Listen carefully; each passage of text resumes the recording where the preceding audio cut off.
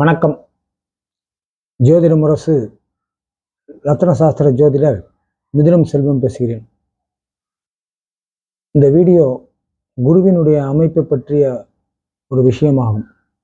அதாவது தனித்த குரு ஒருவருடைய வாழ்க்கையில் என்னென்ன செய்யும், அந்தணன் தனித்து நின்றால் அவதிகள் மெத்த உண்டு என்ற ஒரு ஜோதிட சொலாவடை உள்ளது. அதன்படி ஜாதக கட்டத்திலே குரு தனித்திருந்தால் என்னென்ன பலன்கள் என்பதை இந்த பதிவில் தெரிந்து கொள்ளலாம். நவகிரகங்களிலே குரு முழு சுபகிரகம். முக்கியமாக 2 காரகங்களுக்கு உட்பட்டது. தனம், புத்திரம். மனித வாழ்க்கைக்கு இந்த 2ம் மிக முக்கியமானது, இன்றியமையாதது. மற்ற கிரகங்களுக்கு இல்லாத தனி சிறப்பு குரு பார்வைக்கு உண்டு. குரு எந்த ஸ்தானத்தை பார்க்கிறாரோ அந்த ஸ்தானம் விருத்தி அடையும். குரு பார்வை சர்வ தோஷ நிவர்த்தி. குருவிற்கு 5, 7, 9 ஆகிய பார்வைகள் உள்ளன. 5ஆம் பார்வையும் 9ஆம் பார்வையும் சிறப்பு பார்வைகளாக ஜோதிட சாஸ்திரம் வரையறுக்கின்றது. குரு பார்வைதான் யோகம், தோஷ நிவர்த்தி போன்ற ஏற்றமான பலன்களை தரும். ஆனால் குரு எந்த இடத்தில் இருந்தாலும் ஏதாவது ஒரு கிரகத்துடன் சேர்க்கை பெற்றிருக்க வேண்டும்.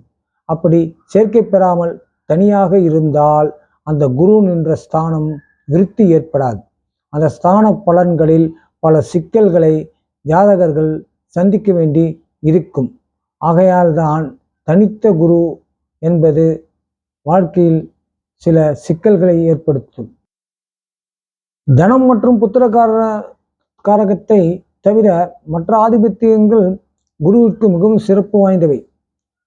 குருவின் கீழ் வரும் விஷயங்களாக புத்தி, ஞானம், அமைச்சர் பதவி, வங்கி, நிதித்துறை, நீதித்துறை, நீதிபதி, ஆசிரியர், கல்வி இலாகா, மந்திர சித்தி, உபதேசம், தங்கம், வேதம், தவம், மாந்திரீகம், துணிக்கடல், துணி மில், மடாதிபதிகள், அர்ச்சகர்கள், வேதம் ஓதுபவர்கள், கதா காலட்சேபம் செய்பவர்கள், அறங்காவலர்கள், வட்டிக்கு விட்டு லேவாதேவி வியாபாரம் செய்யும் வர்த்தகர்கள் என பணம் சம்பந்தமான விஷயங்கள், நிதி சம்பந்தமான விஷயங்கள், ஆசிரியர், பேராசிரியர் சம்பந்தமான விஷயங்கள், சமூகத்திலே அந்தஸ்து உள்ள விஷயங்கள் எல்லாம் குருவினுடைய கட்டுப்பாட்டில் இருப்பவை.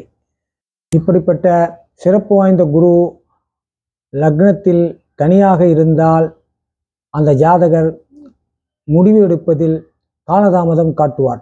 அடிக்கடி குழப்ப நிலைக்கு செல்வார். சந்தேக எண்ணங்கள் தோன்றும். யாரையும் எளிதில் நம்ப மாட்டார்.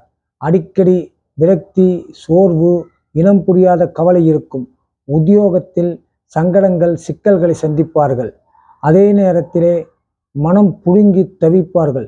இது நடக்குமோ அது நடக்குமோ என குழம்புவார்கள். தாழ்வு மனப்பான்மை இருக்கும். மனதளவில் அதிகம் பாதிக்கப்படுவார்கள். இது ஒவ்வொரு லக்னத்திற்கும் சிறிது மாற்றத்தை ஏற்படுத்தும். அந்தந்த லக்னத்தினுடைய அமைப்புப்படி இதனுடைய பலன்கள் கூடியும் குறைத்தும் காட்டும். அதே நேரத்திலே 2ஆம் இடமாக தனம், குடும்பம், வாக்குஸ்தானத்திலே தனித்த குரு இருந்தால் அந்த குரு ஒரு சந்நியாசி வாழ்க்கையை தருகின்ற ஒரு அமைப்பை நாம் காண முடிகிறது. வேறு பல கிரகங்களுடைய பலம் காரணமாக குடும்பம் ஏற்பட்டாலும் சரியான நிம்மதி இருக்காது. குடும்ப உறவுகளுடன் ஒட்டுதல் பாசம் இருக்காது. எதையோ பறிகொடுத்தது போல் இருப்பார்கள்.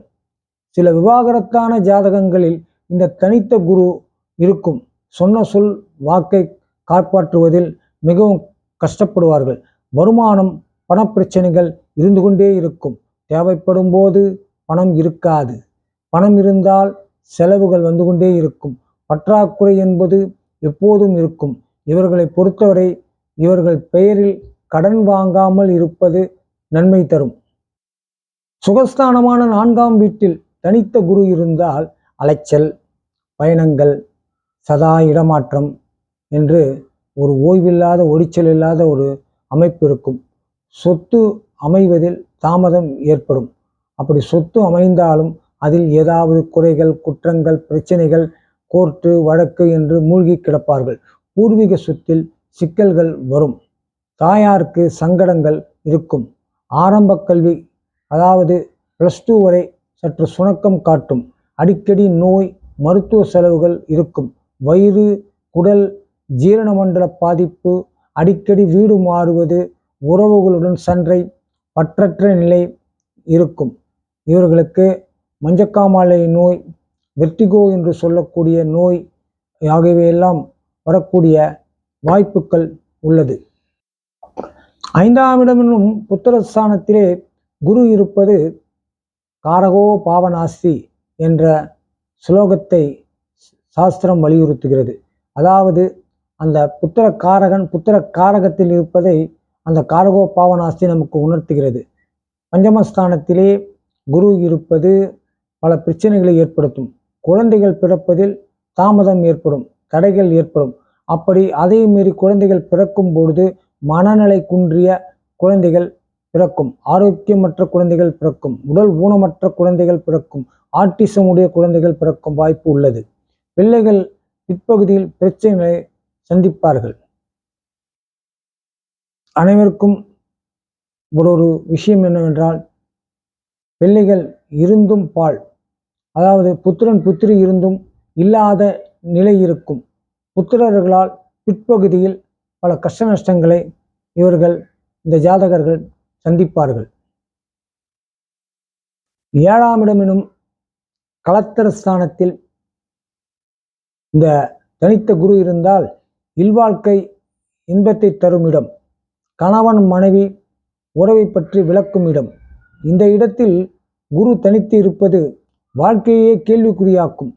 நான் பெரியவனா, நீ பெரியவனா என்ற ஈகோ உண்டாகும். மகிழ்ச்சியற்ற மன வாழ்க்கை, வாதம், விவாதம், சண்டை, கோபதாபம், பிரிவு, சந்தேக புத்தி என்று ஒரே குழப்ப நிலை இருக்கும். மனம் ஒத்துப்போகாது. உடல் உறவிலும் உடலும் மனமும் இணையாத நிலை இருக்கும். நித்திய கண்டம், பூரண ஆயுள் என்ற வாழ்க்கை இருக்கும். விவாகரத்து பெறும் ஜாதகங்களில் இந்த தனித்த குரு அதிகம் பேருக்கு இருக்கும். ஆகையால் 7இல் குரு இருக்கின்ற ஜாதகத்தை திருமணத்திற்கு பார்க்கும் பொழுது மற்ற கிரகங்களினுடைய பலத்தை பார்த்து சேர்ப்பது அவசியம் என்று நான் இந்த பதிவின் மூலம் உங்களுக்கு ஒரு தகவலை சொல்கின்றேன். 10ஆம் இடமான தொழில் ஸ்தானம், வேலை ஸ்தானம், வியாபார ஸ்தானத்திலே குரு பகவான் தனித்திருப்பது தொழிலுக்கும் வியாபாரத்திற்கும் வேலைக்கும் உகந்த நிலை அல்ல. அவர்கள் இதிலே பல பிரச்சனைகளை சந்திப்பார்கள். அடிக்கடி தொழில்கள் மாறிக்கொண்டே இருக்கும். இந்த சீசனல் தொழில்கள் என்று சொல்வார்கள். அந்த தொழில் ஜாதகத்திலெல்லாம் 10ஆம் வீட்டில் குரு பலமற்ற நிலையில் இருக்கும். உத்தியோகத்திலே இருப்பவர்களுக்கு அடிக்கடி இடமாற்றம், விலாகா மாற்றங்கள் இருக்கும். மேலதிகாரிகளுக்கும் இவர்களுக்கும் ஒத்துப்போகாது. பல குறுக்கீடுகள், ஸ்திரத்தன்மையற்ற தன்மையை இந்த குரு ஏற்படுத்துவார். இப்படி இடைஞ்சல் தருவதற்கு காரணம் குரு முழு சுபகிரகமாக இருந்து 10ஆம் இடமான தசம கேந்திரத்திலே கேந்திராதிபத்திய தோஷம் பெற்று இருப்பதுதான் காரணம். ஆகையால் இப்படிப்பட்ட அமைப்புள்ள ஜாதகர்கள் வேலை வாய்ப்பில் அடிக்கடி நிலையான ஒரு இடத்தில் இல்லாமல் மாறிக்கொண்டே இருப்பார்கள். ஒரே ஒரு நிறுவனத்தில் வேலை பார்ப்பது இவர்களுக்கு சற்று கடினமான ஒரு விஷயமாக இருக்கும். அதே நேரத்தில் இவர்களுக்கும் மேலதிகாரிகளுக்கும் அடிக்கடி ஏதாவது ஒரு வகையில் உரசல்கள், மோதல்கள், குறுக்கீடுகள், பிரச்சனைகள் வந்து கொண்டே இருக்கும். ஆகையால் வியாபாரமோ தொழிலோ வேலையோ எதுவாக இருந்தாலும் அந்த ஸ்தானத்தை குருவானவர் தனித்திருப்பதன் மூலம் அவருடைய அந்த அமைதியையும் ஸ்திரத்தன்மையையும் உங்களுக்கு அவர் கெடுத்துக்கொண்டே இருப்பார் என்பதுதான் இந்த 10ஆம் இடத்தினுடைய ஒரு தனித்த குருவினுடைய விஷயமாகும். ஆகையால் தான் ஜோதிட சாஸ்திரம் 10இல் சூரியனோ அல்லது 10இல் கேதுவோ ராகுவோ ஏதாவது ஒரு கிரகம் இருப்பது சிறப்பு என்று வலியுறுத்துகிறது. வணக்கம்.